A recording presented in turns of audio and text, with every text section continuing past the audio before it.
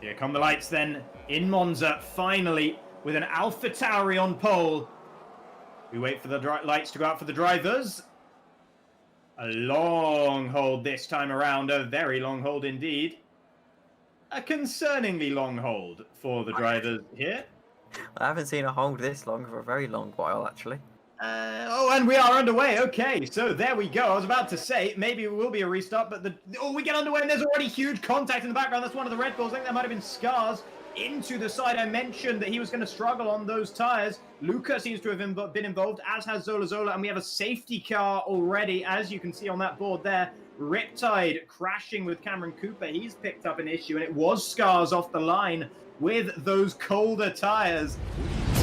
He's holding them for quite a long time here is Jan Fehler, still warming the tyres on the exit of Parabolica. This might cause havoc further down the field, but he wants to make sure he's not giving enough opportunity for slipstreamers. Now he guns it. Now he goes for it, and Neon is right there with him. So the Dutchman has an opportunity to try and claim the race lead for Alfa Romeo here. He's going to go to the outside of Jan Fehler into the braking zone for turn one. Jan brakes later and holds the line. He is still up there in first. Luca having a go at Jarne Tripkov here as the Renault and Racing Points going side by side, and maybe a bit of wheel banging between them as well. That looks like Labrax is getting shuffled out there behind by Calvin, Mahavir, Cameron Cooper, and Maranello, who are all involved in this battle right now. There is Calvin alongside Cameron Cooper, and Cameron Cooper actually getting the position. I think Mahavir might be having a go at Cameron Cooper further behind over 6th and 7th right now. In fact, I think that was Cameron getting past Mahavir. There was a car off the road there, and all sorts of action going on between the AlphaTauris as Mahavir loses another position to his stand-in teammate, or rather he is the stand-in, his teammate,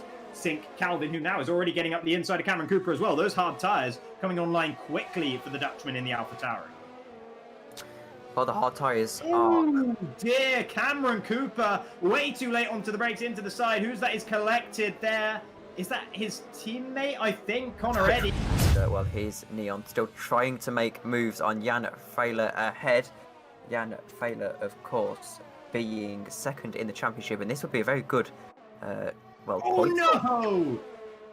Oh, it's gone wrong again. Calvin involved in another incident, and another one where I got to say it didn't necessarily look like his fault. Certain, and, well, Oh! Labrax is round in the final corner, and thankfully, everyone seems to have managed to avoid him there. That would have been an absolute Code Brown moment for Sandro Van Sand, who was able to just about drive around the outside of him. Neon, meanwhile, has come into the pits from what was the race lead. He'll be coming out just behind Jan Fehler on another fresh set of medium tyres. Here is Labrax, who has filtered right back in there. And actually, Neon has been able to jump Jan Fehler in the pits there, the overcut being pulled off. And maybe Neon is now the one in pole position to potentially win this race. And is already getting up alongside his teammate, the first one in this train that he needs to dispatch. We saw them working well together in qualifying. And something tells me that Lars Algera wasn't going to be making that too hard for Neon. Different to the KERS system. Here we go. Sandro is pretty much bone dry on the battery right now, and that might give the opportunity for Christian Sendel, who forces his way through the inside of turn 2, will force Sandro to give him the space. Sandro runs out of road on the exit and loses out not only to Christian Sendel, but to Neon behind as well. And this could be the golden opportunity for Neon, who tries to go around the outside of Curva Grande. They bang wheels. Christian and Neon down towards Della Roggia. It's going to be Neon on the inside, and the Alfa Romeo is through and ahead. There's contact as he tried to cut off the McLaren on the exit of the corner. And now Jan Fehler's getting past both Sandro and his teammate Christian Sendel all at once. That's Christmas coming early for Jan Fehler there, and the battle between Christian and Sandro will continue further behind. There was a flick of front wing, and that's Christian Sendel maybe into the wall. He just about holds the car, and Luka Witovic coming through as well. I don't know if he picked up front wing damage in the Renault or not. The DRS will open, and Peso has nothing left to defend with by the look of things as Neon breezes past him, but Jan Fehler might be interested in following him through. Indeed, he will do so. But he's not going to send it up the inside of Neon. Meanwhile, here's Christian Sendel onto the rear wing of Labrax. This is the recovery drive for Christian Sendel. He'll move himself back up into 8th.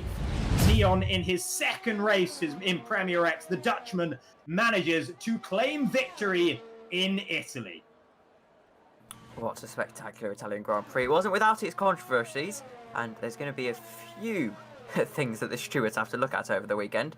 But as you can see, Peso picking up an important P3 for Williams in the Constructors' Championship, and crucially, that's going to give them, I believe, the majority of the points they need on Ferrari.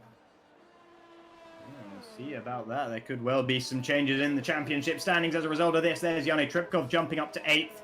Great result for Racing Point. KX Ricardo really had a very solid one to come 5th here. Didn't get a chance to talk about it much. There was so much going on at the front. Here are the 2 Ferraris at their home race. Zay and Riptide running to the line for the Tifosi, putting on a bit of a show in the final corner, but both of them will be finishing down in 13th and 14th.